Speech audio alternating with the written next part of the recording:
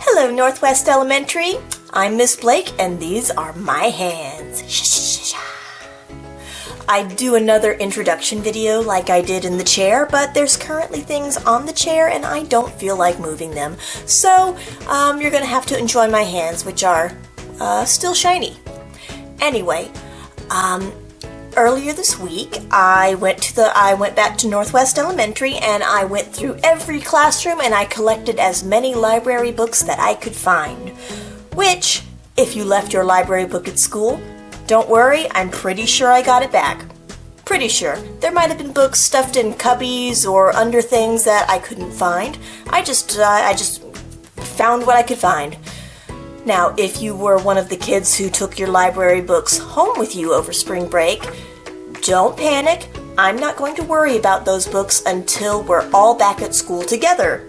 So, in the meantime, what you can do is read them, obviously, and when you're finished reading them, you can put those books right back into your backpack, so that way, when we come to school, they'll be ready to go back to school with you.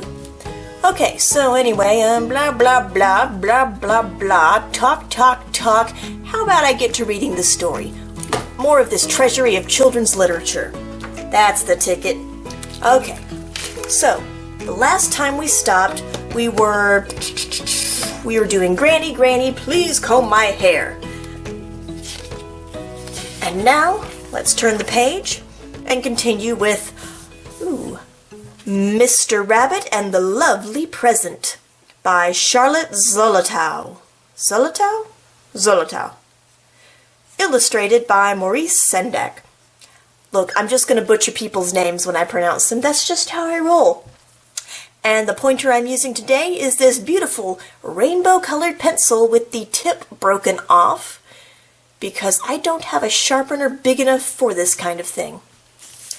Alright, enough blabbing, let's get to it. Mr. Rabbit, said the little girl, I want help. Help? Little girl, I'll give you help if I can, said Mr. Rabbit. Mr. Rabbit, said the little girl, it's about my mother. Your mother? Said Mr. Rabbit. It's her birthday, said the little girl. Oh, happy birthday to her then, said Mr. Rabbit. What are you giving her? Well, that's just it, said the little girl. That's why I want help. I have nothing to give her. Nothing to give your mother on her birthday? Said Mr. Rabbit. Little girl, you really do want help.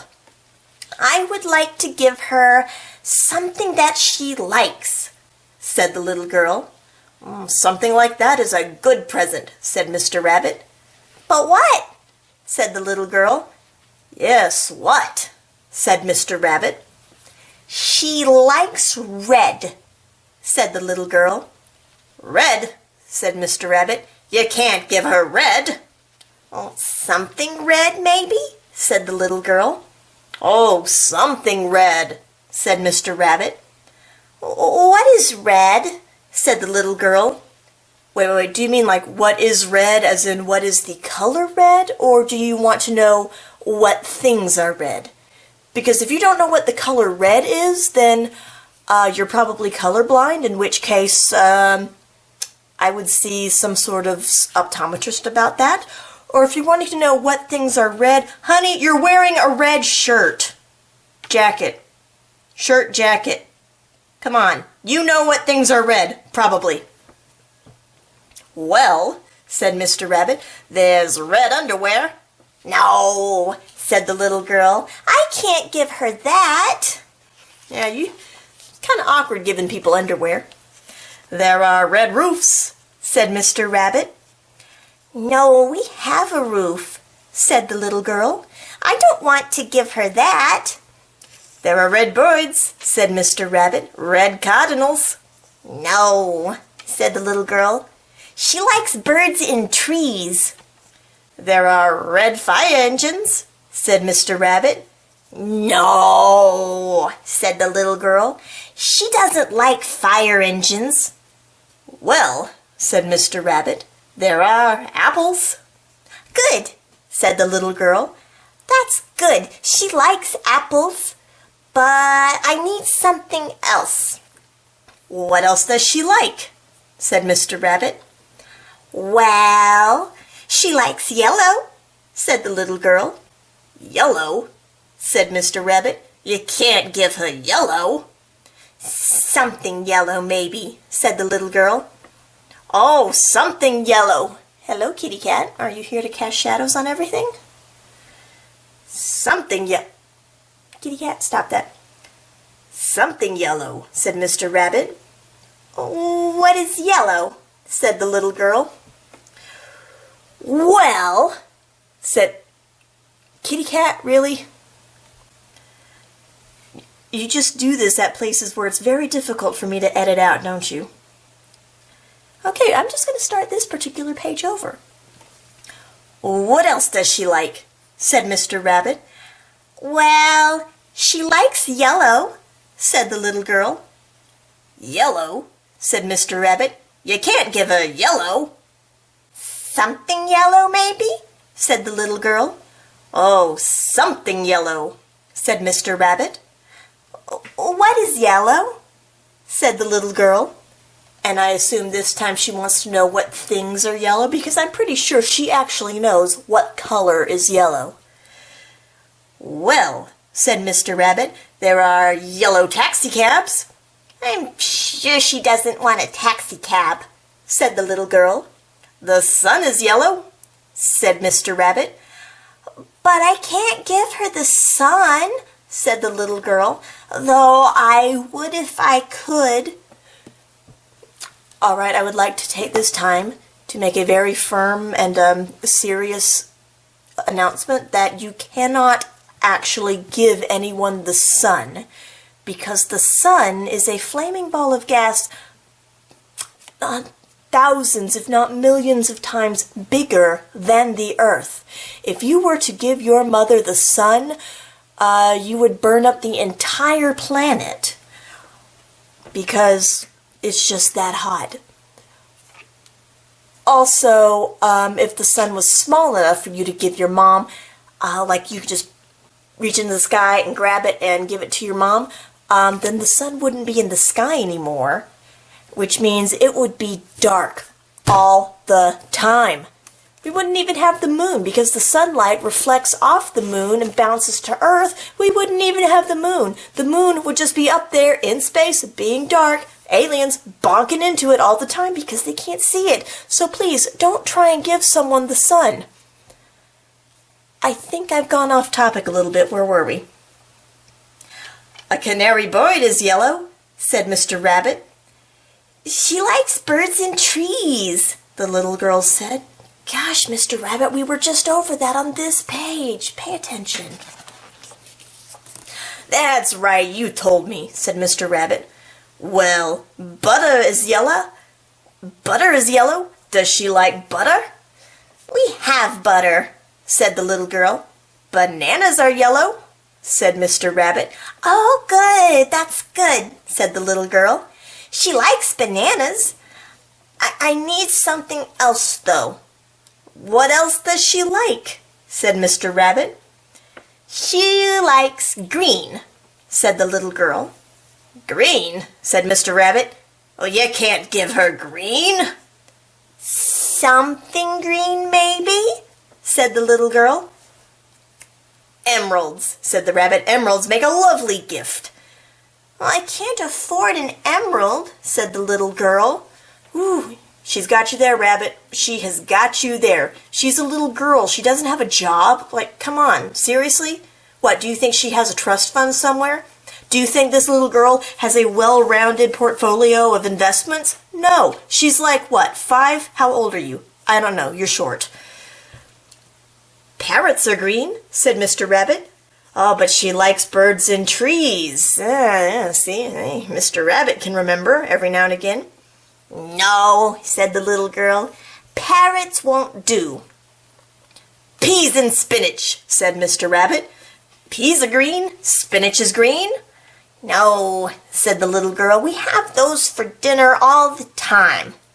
Caterpillars, said Mr. Rabbit. Some of them are very green. She doesn't care for caterpillars, the little girl said. How about pears, said Mr. Rabbit. Bartlett pears. The very thing, said the little girl. That's the very thing. Now I have apples and bananas and pears, but I need something else. What else does she like? Said Mr. Rabbit. She likes blue, the little girl said. Okay, honey, are all the things your mother likes colors? I mean, come on, I'm sure she might like, I don't know, coffee, chocolate, inspirational mugs, compasses. I'm just naming things as I see them on my desk, actually. Glue sticks, yes, moms love glue sticks. Moms love glue sticks and little green dragon. Hey, this dragon is green. You could have given her this dragon. Okay, forget the dragon. Blue? You can't give her blue, said Mr. Rabbit. Something blue, maybe, said the little girl. Lakes are blue, said the rabbit. But I can't give her a lake, you know, said the little girl. Come on, she doesn't own any property. Think it through, Mr. Rabbit. Stars are blue. They are not. They are. Look at the sky sometime. Okay, some of them are blue tinted, but okay, you know, this is a fantasy story. I'm thinking too much about it with this talking rabbit. I can't give her stars, the little girl said, but I would if I could. Sapphires make a lovely gift, said Mr. Rabbit. But I can't afford sapphires either, said the little girl. Okay, Mr. Rabbit, are you just pulling her leg out right now? Are you taking the mick? Come on. Bluebirds are blue, but she likes birds and trees, said Mr. Rabbit. Right, said the little girl. So why do you keep suggesting birds? How about blue grapes, said Mr. Rabbit. Yes, said the little girl. That is good, very good. She likes grapes. Now I have apples and pears and bananas and grapes. I don't think I've ever seen a blue grape. What world do you live in? I've seen them green and red and black, but never blue. That makes a good gift, said Mr. Rabbit. All you need now is a basket. I have a basket, said the little girl. So she took her basket and she filled it with the green pears and the yellow bananas and the red apples and the blue grapes. It made a lovely present. Thank you for your help, Mr. Rabbit, said the little girl. Not at all, said Mr. Rabbit. Very glad to help. Goodbye now, said the little girl. Goodbye, said Mr. Rabbit, and a happy birthday and a happy basket of fruit to your mother. Okay, so you're getting her a basket of fruit. You're a fruit basket. Okay, you could just go to Walmart and get one. I think they have fruit baskets at Walmart. I don't know. I haven't been to Walmart lately because there's kind of a quarantine on. Do you see my problem here, guys? Do you see my problem? Anyway, I think that's enough of me shouting at an imaginary rabbit and an imaginary girl who are pictures on a page, so how about I just go ahead to the next story before I pop something? Doodly-doo-dee-doo. It's Your Turn, Roger, by Susanna Gretz. In all the flats in Roger's house, it's nearly supper time. Oh, I can tell this is another British story again because of the word flats. In the UK, guys, flats means apartments. Roger, it's your turn to set the table. That's his sister calling. I see you, Roger. That's his little brother. Roger, you know we all take turns at helping. That's Roger's dad. Roger, it's your turn. That's Roger's uncle. Roger! You heard what Uncle Tim said. I don't want to hear another word about it, and that's final. That's Roger's mom. Ooh, she's shouting. I think we all know that shout. Okay, moans Roger. In other families, you don't have to help, Roger grumbles. Are you sure? Asks Uncle Tim. Why don't you go and see? Yeah, Uncle Tim makes a good point. All right, I will, said Roger. That was Uncle Tim's voice. What am I doing? All right, I will, says Roger. He stomps out of the door, boom, boom, boom, boom, boom, and on upstairs. Have you ever been so mad that you were asked to set the table that you just went upstairs and joined another family? Come in, says the family on the first floor. Do I have to set the table? Asks Roger. Certainly not. You're a guest. Come in and have some fish meal soup. Ew. What a fancy supper table, thinks Roger. But what horrible soup. Fish meal soup. Ew. Excuse me, says Roger, and he hops upstairs. Come in, says the family on the second floor. Do I have to set the table? Asks Roger. Certainly not. You're a guest. Come in and have some mud pancakes. What a messy table, thinks Roger, and what dreadful pancakes. No one notices as he slips out. Come in, says the family on the third floor. Do I have to set the table? Asks Roger. Certainly not. You're a guest. Come in and have a little snack. Okay, maybe this will be better for Roger. This family doesn't even have a table. Roots and snails? Yuck! Roger hurries away. Ew, I guess they are pigs or hogs or whatever they are. I guess they would eat stuff like that. Come in, says the family in the top flat. Do I have to set the table? Asks Roger. Certainly not. You're a guest. Come in and have some milky mush. Well, says Roger, he is getting hungry. Everyone in the top flat is busy getting the supper table ready. Ooh, look at him go, wiping it down, putting on the cloth, getting the cups ready, making a centerpiece, putting flowers in a watering can because that's how dinner works for some reason. Roger sits by himself and watches. Look at him go. If I weren't a guest, I could help too, he thinks. I wonder if Roger is learning anything. Supper time! What's a guest? He asked someone. Well, guests don't really live here. Oh, says Roger. Now where I live. Just then, a special smell creeps all the way upstairs to the top flat. Where I live, shouts Roger, there's something good for supper. And it's my turn to help. Go, Roger, go! Run downstairs on your quest to help your family. Try not to trip and fall, because it would be awful and also kind of hilarious if you tripped and rolled all the way down all of these stairs. I took your turn for you, says Uncle Tim. I'll take your turn tomorrow, says Roger between mouthfuls. Worm pie for dessert. Whoopee! Roger's favorite. Now, I don't think I would eat worm pie by itself. I might eat gummy worm pie. Actually, no, I just eat the whole bag of gummy worms all by myself because, I don't want pie. All right, and now a poem, The Silent Ship by Colin West. I sailed a ship as white as snow, as soft as clouds on high. Tall was the mast, broad was the beam, and safe and warm was I.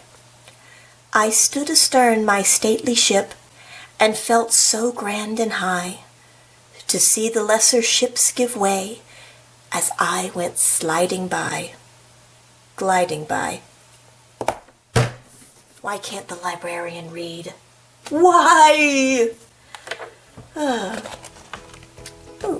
It looks like the next story is The Velveteen Rabbit, which is a classic and one that I think is very good, but I'm going to record that as a separate video because doing really long video takes forever to edit and upload and render and doodly-doodly-doo. So, bye for now. I will see you in another video. Ta-da! You really do want help. And hello, kitty. Hello there. Are you going to join me?